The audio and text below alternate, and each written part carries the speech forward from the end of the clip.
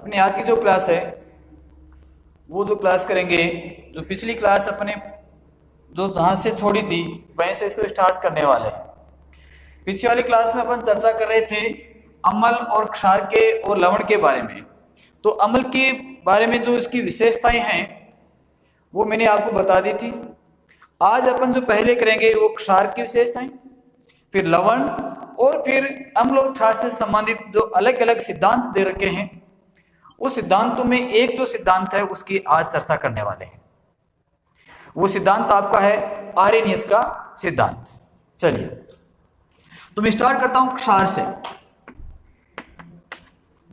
देखिए क्षारक और दूसरा शब्द आपको मैंने बताया था क्षार, कि क्षार कौन से होंगे कि जिन क्षारकों को जल में घोला जाए या जल में वो घुल जाते हैं तो क्या कहेंगे कि जल में घुलनशील जो क्षारक हैं, क्षारक को क्या कहा जाता है? क्षार कहते हैं। कि वो क्षारक जो जल में घुल जाते हैं वो सभी आपके क्या कहलाते हैं? क्षार कहलाते हैं। ठीक है, अब इसकी विशेषता क्या क्या होती है वो देखिए। पहली विशेषता तो अपन ने देखेंगे इसकी लिटमस पत्थर के साथ ये किस प्रकार का व्यवहार प्रदर्शित करता है। तो लिटमस पत्थर क्या होता है, किस प्रकार से बनाया जाता है, इन सब के बारे में अपने पीछे वाले वीडियो में चर्चा कर ली थी। वापिस मैं इस बात पर नहीं आऊंगा। तो लिटमस पत्थर के साथ जो क्षार होता है वो क्या करता है कि जो लाल लिटमस पत्थर होता है उसको ये नीला कर देता है। लिटमस पत्थर के साथ क्या करेगा कि क्षार लाल लिटमस को क्या करता है, ये लाल लिटमस पत्थर को क्या कर देगा, ये नीला कर देता है, नीला कर देता है। कि जो लाल लिटमस, जो आपका लाल लिटमस पत्र है उसको क्या कर देगा, ये नीला कर देगा। तो इसको किस रूप में याद रखना आपको?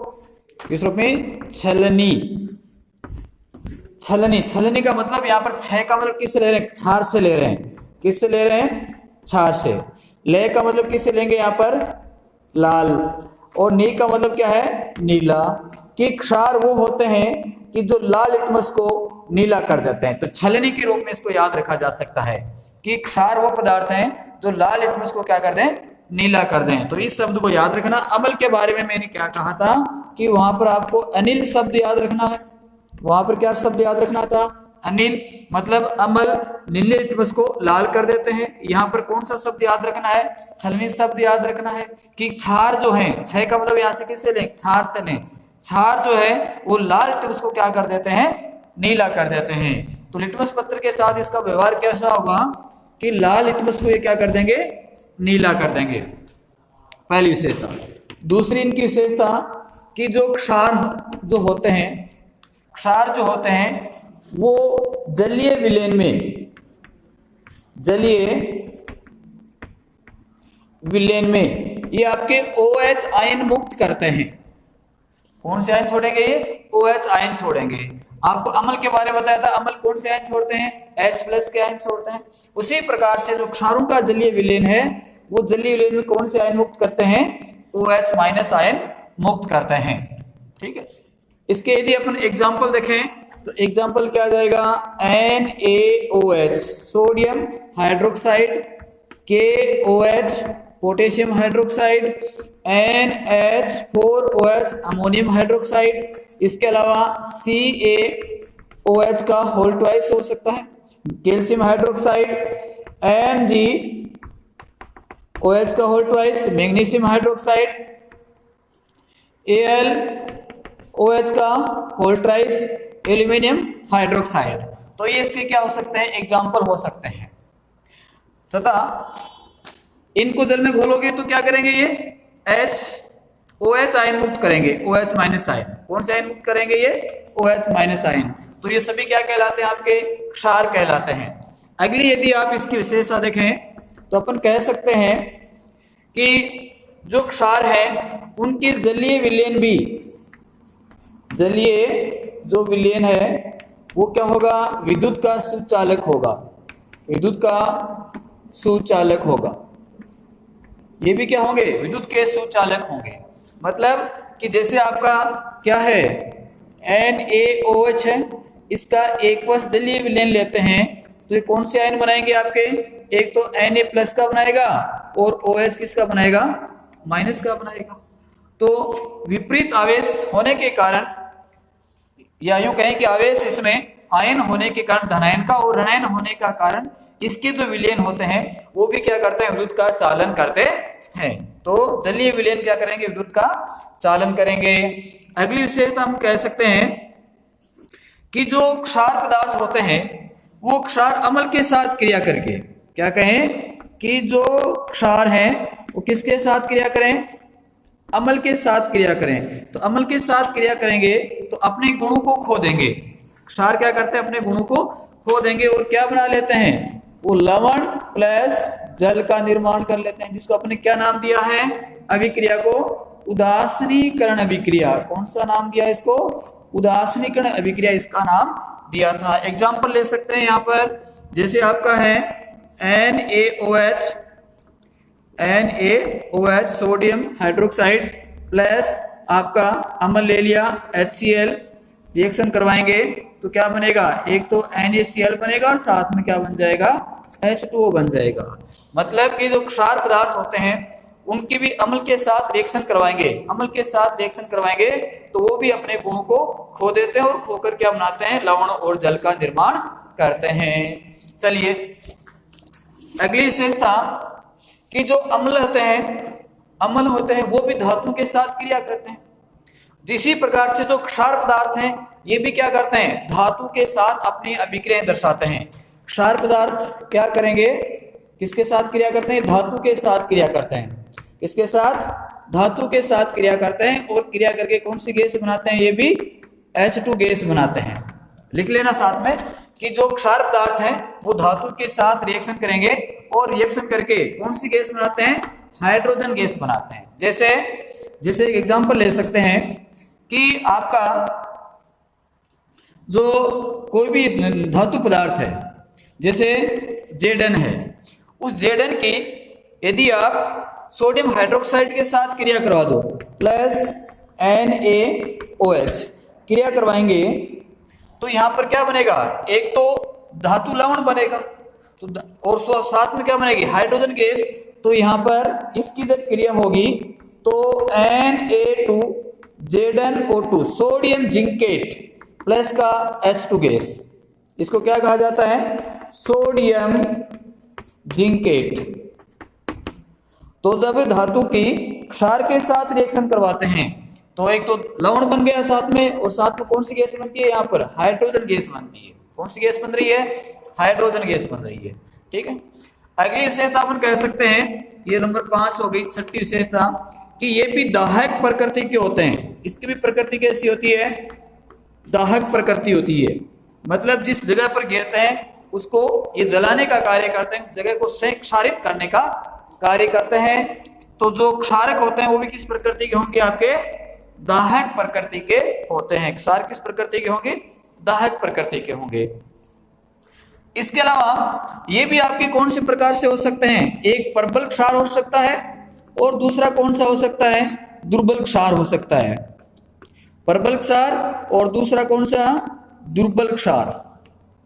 दुर्बल क्षार, अब प्रबल क्षार कौन से होंगे, प्रबल क्षार कि जो अपने आयनों में पूर्णतः वियोजित हो जाते हैं। जब उसका जलीय विलयन बनाया जाए और जलीय विलयन बनाने पर यदि वो पूर्णतः आयनों में वियोजित हो जाएं, पूर्णतः आयनों में टूट जाते हैं, तब तो कहलाते हैं प्रबल क्षार के। और जब पूर्णतः आयनों में नहीं टूटते हैं तो उसमें कौन से कहलाते हैं, आपके दुर्बल क्षार कहलाते हैं। तो प्रबल क्षार के रूप में देखें तो आपका NaOH KOH ये किस श्रेणी में आएंगे, प्रबल क्षार की श्रेणी में आएंगे कि तुरंत वो क्या होते हैं, अपने आयनों में विभक्त हो जाते हैं, टूट जाते हैं। दुर्बल क्षार की श्रेणी में देखें तो आपका एक अमोनियम हाइड्रोक्साइड है, NH4OH का है। दूसरा आपका क्या ले सकते हैं, MgOH का होल ट्वाइस। ये जो होते हैं वो आपके दुर्बल क्षार की श्रेणी में रखे जाते हैं। तो प्रबल और दुर्बल समझ में आ गया क्या होता है? प्रबल वो होता है जो आसानी से विघटित हो जाता है, टूट जाता है। दुर्बल वो होता है जो अपने आयनों में आसानी से नहीं टूटता है। तो ये जो विशेषता है वो आपको किसकी याद रखनी है? क्षार की विशेषता याद रखनी है। दोबारा देख लीजिए एक बार। सबसे पहले मैंने क्या कहा कि क्षार लिटमस पत्र के साथ किस प्रकार का व्यवहार करते हैं कि लाल लिटमस पत्र को क्या कर देंगे? नीला कर देंगे, पहली विशेषता। दूसरी, क्षार जो जलीय विलयन में कौन से आयन मुक्त करते हैं? OH आयन मुक्त करते हैं। एग्जाम्पल क्या लिया अपने? NaOH, KOH, NH4OH, CaOH का होल ट्वाइस, MgOH का होल ट्वाइस और AlOH का होल ट्राइस। जलीय विलयन विद्युत के सुचालक होते हैं। जलीय विलयन विद्युत के सुचालक होते हैं। सुचालक क्यों होते हैं उसका कारण मैंने बता दिया कि यहाँ पर इसके क्या बन जाते हैं? आयन बन जाते हैं। और इन आयनों के कारण, इन आयनों के बढ़ने के कारण इनके जलीय विलयन विद्युत के क्या होंगे? सुचालक होंगे। अगली विशेषता कि ये क्षार अम्ल के साथ क्रिया करते हैं। क्षार अम्ल के साथ क्रिया करते हैं और अपने गुणों को खो देते हैं। क्या करते हैं? ये अपने गुणों को खो देते हैं और लवण और जल का निर्माण कर लेते हैं। जैसे आपका NaOH प्लस का HCl क्रिया करके क्या बना रहा है? यहाँ पर नमक और H2O का निर्माण कर रहा है। अगली विशेषता कि जो क्षार होता है वो धातु के साथ क्रिया करता है और कौन सी गैस बनाता है? H2 गैस बनाता है। तो जिंक की यदि आप NaOH के साथ रिएक्शन कराओगे तो यहाँ पर ये क्या बन रहा है? सोडियम जिंकेट बन रहा है और साथ में क्या बनती है? हाइड्रोजन गैस बनती है। ये भी किस प्रकृति के होते हैं? दाहक प्रकृति के होते हैं। प्रबल क्षार भी होता है, दुर्बल क्षार होता है। प्रबल क्षार कौन से हैं? NaOH, KOH कहते किसे हैं कि जो आसानी से अपघटित हो जाए। और दुर्बल क्षार इसमें NH4OH अमोनियम हाइड्रोक्साइड और MgOH का होल ट्वाइस मैग्नीशियम हाइड्रोक्साइड को शामिल किया जाता है। चलिए नोट करो इस चीज को, फिर आगे वाला टॉपिक लेते हैं। चलिए नोट कीजिए। अगला आपका है लवण। कि लवण क्या होगा? लवण, यहां पर हमने क्या कहा कि जब कोई अम्लीय पदार्थ प्लस कोई क्षार पदार्थ दोनों की रिएक्शन होती है तो क्या बनता है? वो लवण बनाता है और साथ में क्या बना रहा है? जल बना रहा है। तो यहां पर ये जो लवण बना है उसकी प्रकृति क्या हो सकती है? उसकी प्रकृति के बारे में एक तो आपको जानना है कि जो लवण बना उसकी प्रकृति क्या है? वो अम्लीय प्रकृति का या क्षार प्रकृति का है या उदासीन प्रकृति का है। दूसरा, जो लवण बना उसके गलनांक और क्वथनांक कितना होता है? उच्च होता है या निम्न होता है? इस बात में आपको चर्चा करनी है। तो एक तो ये चीज हो गई कि अम्ल और क्षार की जब रिएक्शन होगी तो यहाँ पर क्या बन रहा है? आपका लवण बन रहा है। अब ये जो लवण है, लवण वो आपका अम्लीय प्रकृति का भी हो सकता है। लवण अम्लीय प्रकृति का हो सकता है। ये आपका कौन सा? क्षारीय प्रकृति का हो सकता है या फिर ये किसका हो सकता है? उदासीन प्रकृति का हो सकता है। ये तीनों ही प्रकृतियां हो सकती है।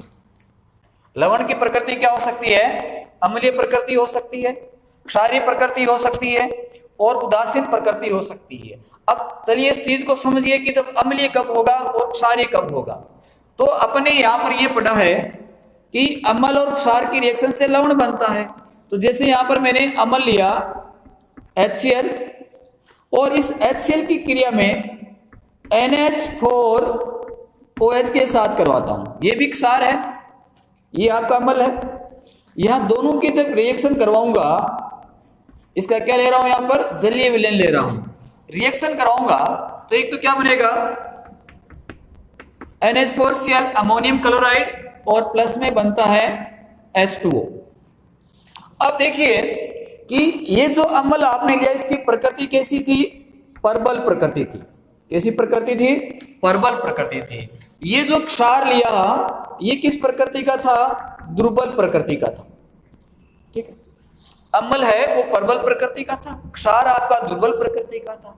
तो जब यहाँ पर प्रबल अम्ल और दुर्बल क्षार परस्पर क्रिया करेंगे तो यहाँ पर जो लवण बनेगा वो किसके गुण अधिक दर्शाएगा? अम्लीय गुण अधिक दर्शाएगा। तो ये कौन सा लवण कहलाएगा? आपका अम्लीय लवण कहलाएगा। कौन सा लवण कहलाएगा? अम्लीय लवण कहलाएगा। समझ गए बात को मैं क्या कहना चाहता हूं? कि परबल अम्ल लिया, उस परबल अम्ल की आप किसी दुर्बल क्षार के साथ क्रिया करवा रहे हो तो बनने वाला लवण की प्रकृति क्या होगी? अम्लीय होगी। दूसरी चीज यहां पर आपका ले लेता हूं CH3COOH, क्रिया करवाता हूं NaOH के साथ, तो ये अम्लीय प्रकृति का है। तो इसकी प्रकृति कैसी है? दुर्बल प्रकृति है। किस प्रकार का अम्ल है? दुर्बल अम्ल है। ये क्षार आपने लिया, ये किस प्रकृति का है? परबल प्रकृति का। किस प्रकृति का है? परबल प्रकृति का। अब ये दोनों जब रिएक्शन करेंगे तो यहां जो लवण बनेगा, यहां पर लवण जो बनेगा वो कौन सा बनेगा? एक तो CH3COONA, सोडियम एसीटेट का लवण बनेगा। साथ में क्या बनता है? H2O बनता है। तो आपने यहां परबल क्या लिया था? क्षार लिया था।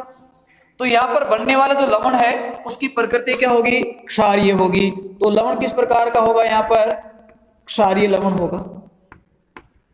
कौन सा लवण होगा? क्षारीय लवण होगा। तो जिस प्रकृति का आप यहां पर अम्ल क्षार ले रहे हैं उसी प्रकृति का यहां पर क्या बनता है? आपका लवण बनता है। यदि आपने परबल अम्ल लिया तो परबल अम्लीय लवण होगा, अम्लीय लवण की प्रकृति होगी। क्षार परबल लिया तो उसमें जो लवण बन रहा है उसकी प्रकृति क्या होगी? क्षारीय प्रकृति होगी। दूसरी चीज, यदि आपने ये लिया, आपने HCl प्लस NaOH लिया, NaOH, यानी ये भी परबल प्रकृति का, ये भी परबल, दोनों किस प्रकृति के हैं? आपके यहां पर परबल प्रकृति के हैं। ठीक है, तो यहां पर जब इनके लवण बनेंगे, कौन सा बनेगा आपका? NaCl प्लस का H2O।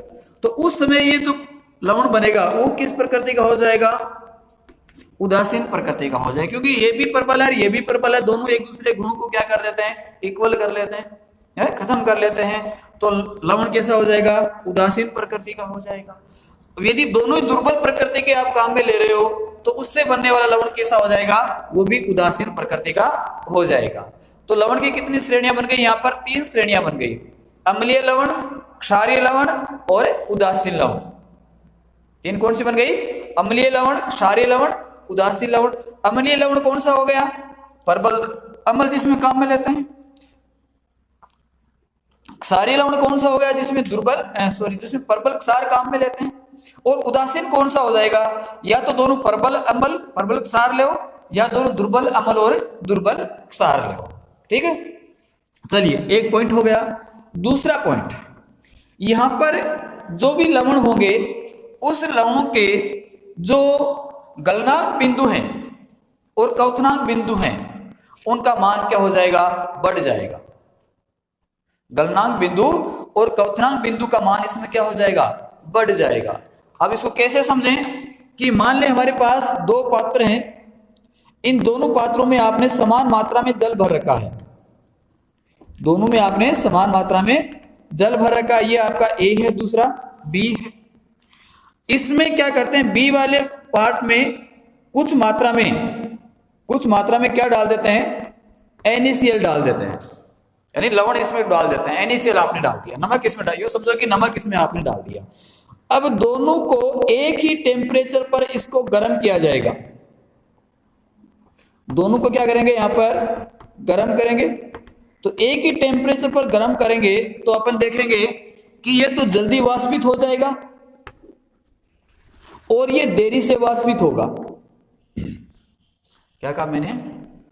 दोनों पात्रों में समान मात्रा में जल लिया, एक में आपने क्या डाल दिया? NaCl डाल दिया। अब समान टेम्परेचर पर, एक ही टेम्परेचर पर दोनों को गर्म करते हैं। तो गर्म करने पर अपन क्या पाते हैं कि जिसमें नमक नहीं डाला, लवण नहीं डाला, वो जल्दी वाष्पित हो रहा है। और ये वाष्पित होने में क्या लेगा? समय लेगा। मतलब क्या हुआ कि लवण इसके अंदर डालने पर उसका जो क्वथनांक है, क्वथनांक क्या हो गया? बढ़ गया। क्वथनांक क्या हो गया? बढ़ गया। तो इस आधार पर यदि अकेला नमक है या अकेला जो लवण है तो अकेले लवण को भी लेंगे तो वो भी क्या करेगा? अपने क्वथनांक में वृद्धि कर लेगा। तो आपको ये याद रखना कि जो लवण होते हैं उसके गलनांक और क्वथनांक बिंदु उच्च होते हैं। ठीक है, ये पॉइंट याद रखना। अगली चीज यहां पर आपने देखा होगा कि जो लवण है वो लवण है, जैसे आपका Na2CO3 10H2O, ये सूत्र आपने लिखा हुआ देखा होगा। किसका सूत्र होता है? धवन सोडा। क्या कहते हैं इसको? धवन सोडा कहते हैं। क्या कहेंगे इसको? धवन सोडा कहते हैं। तो धवन सोडे में यहाँ ये मात्रा किसकी है? जल के अणु की मात्रा है। किसकी मात्रा है? जल का अणु है। जल के कितने अणु हैं? 10 अणु हैं। तो यहाँ पर ये अणु के रूप में जो भी आपका लवण है, ये लवण था Na2CO3। Na2CO3 लवण के साथ क्या जुड़ा हुआ है? जल की मात्रा। अब ये जो प्रति इकाई जल की मात्रा यहाँ जुड़ी हुई है, इस प्रति इकाई जल की मात्रा को क्रिस्टल जल कहा जाता है। क्रिस्टलन जल कहा जाता है। कौन सा जल है? क्रिस्टलन जल। तो क्रिस्टलन जल कौन सा होगा? कि किसी भी लवण के साथ, किसी भी लवण के साथ उसके इकाई सूत्र में, किसी भी लवण के साथ इसके इकाई सूत्र में उपस्थित उसकी जल की मात्रा, वो क्या कहलाती है? क्रिस्टलन जल कहलाती है। परिभाषा समझ में आ गई? क्या कहा मैंने? किसी भी लवण के इकाई सूत्र में उपस्थित जल की मात्रा ही उसका क्रिस्टलन जल कहलाता है। और जैसे एग्जांपल लें तो आपका जो पोटास एलम है, पोटास एलम जिसको फिटकरी कहते हैं, तो K2SO4 Al2SO4 का होल ट्राइस 24H2O। यहां पर 24, ये जो जल की मात्रा इस फिटकरी के अंदर, इसको क्या कहते हैं? पोटास एलम या फिटकरी। तो फिटकरी में ये जो जल उपस्थित है, ये जल इसका कौन सा जल कहलाता है? क्रिस्टल जल कहलाता है। कौन सा जल कहलाएगा? क्रिस्टल जल कहलाएगा। तो कोई भी आपका लवण है, कोई भी आपका लवण, उस लवण के प्रति इकाई सूत्र में उपस्थित जल की जो मात्रा होती है, वह जल की मात्रा ही उसका क्या कहलाता है? क्रिस्टल जल कहलाता है। क्लियर? तो ये था अम्ल और क्षार, उसके बारे में कि अम्ल क्या होते हैं, क्षार क्या होते हैं और उनकी विशेषताएं क्या होती हैं, और साथ में लवण क्या होता है, लवण के बारे में अपने जानकारी प्राप्त की है। चलो नोट कर लो इसको। अगली हेडिंग डाल दो, अम्ल क्षार की आर्यनियस अवधारणा।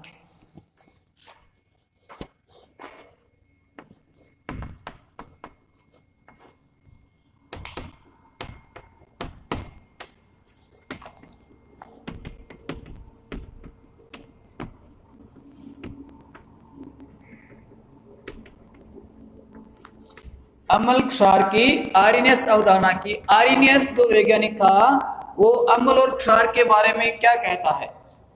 ठीक, तो पहले इसकी मैं डेफिनेशन दूंगा और उसके आधार पर जो एग्जाम्पल हैं उन एग्जाम्पलों को अपन लेकर समझेंगे। आर्यनियस के अनुसार अम्ल क्षार, तो इसके अनुसार सबसे पहले अम्ल क्या होते हैं वो देखो। अम्ल कि जिन पदार्थों को यदि आप उसका जलीय विलयन बनाते हो और जलीय विलयन में जो H आयन देते हैं, जलीय विलयन में जो H आयन देते हैं वो अम्ल कहलाएंगे, और जो जलीय विलयन में OH आयन देते हैं वो सभी पदार्थ क्या कहलाते हैं? क्षार कहलाते हैं। तो पहले अम्ल की परिभाषा लिखो। अम्ल क्या होगा आर्यनियस के अनुसार? तो क्या लिखोगे? आर्यनियस के अनुसार वे सभी पदार्थ जिनके जलीय विलयन में H पॉजिटिव आयन मुक्त होते हैं, ये H पॉजिटिव आयन छोड़ते हैं, या यूं कह सकते हैं कि वो H आयन देते हैं। तो वो सभी पदार्थ जिनके जलीय विलयन में H पॉजिटिव आयन मुक्त होते हैं, या वो सभी पदार्थ जलीय विलयन में H आयन देते हैं, वो सभी क्या कहलाते हैं, अम्ल कहलाते हैं। जैसे एग्जांपल के लिए आपका है HCl, HCl का जलीय विलयन बनाए, जलीय, चलो मैं यहां लिख देता हूं, H2O लिख देता हूं, ठीक है। H2O तो क्या बनाएगा, H प्लस का और Cl माइनस का बनाएगा। H2SO4 जलीय विलयन इसको बनाएंगे तो H प्लस का और HSO4 माइनस का आयन मुक्त करेगा, HNO3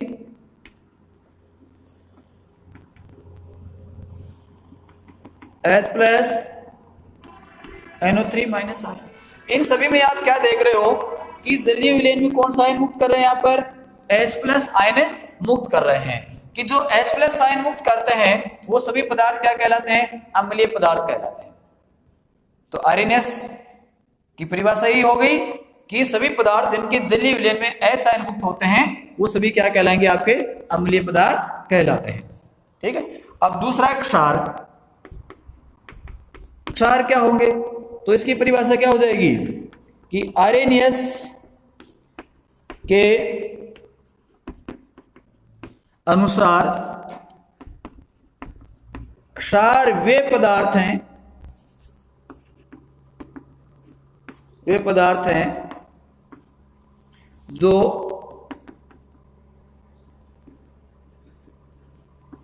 जलीय विलयन में, जलीय विलयन में OH आयन मुक्त करते हैं, मुक्त करते हैं। कि जो जलीय विलयन में OH आयन देते हैं वो सभी आपके क्या कहलाते हैं, वो सभी क्षार कहलाते हैं। चलो यहां पर लिख देता हूं मैं एग्जांपल इसके, जैसे है NaOH, इसका अपने जलीय विलयन बनाया तो क्या बनाएगा, ये Na प्लस का OH माइनस का। KOH है, ये भी क्या करेगा, K positive plus OH minus का आयन मुक्त कर रहा है। MgOH का होल ट्वाइस है H2O, ये भी क्या बनाएगा, Mg प्लस का 2 और क्या बनाएगा, OH माइनस का। आपका CaOH का होल ट्वाइस है, ये भी क्या बनाएगा, Ca प्लस का और प्लस का 2 OH माइनस आयन। इसी प्रकार किसका Al होल ट्राइस का, तो ये क्या बनाएगा, Al प्लस का 3 प्लस का 3 OH माइनस। तो यहाँ पर सभी जो पदार्थ हैं उनकी जलीय विलयन बनाने पर ये कौन से आयन मुक्त कर रहे हैं, यहाँ पर OH आयन मुक्त कर रहे हैं। तो ये सभी पदार्थ क्या कहलाते हैं, आपके क्षार कहलाते हैं। तो क्या याद रखना कि जो जलीय विलयन में H आयन मुक्त करते हैं वो आपके अम्ल कहलाएंगे, और जो जलीय विलयन में जो H आयन मुक्त करते हैं वो अम्ल कहलाते हैं, जो OH आयन मुक्त करते हैं वो सभी यहाँ पर क्या कहलाते हैं, आपके क्षारीय पदार्थ कहलाते हैं, ठीक है। तो चलो आज की क्लास में इतना ही, बाकी तो इसकी कमियां क्या रह गई थी वो तो पढ़ेंगे अपने नेक्स्ट क्लास में। आज की क्लास के लिए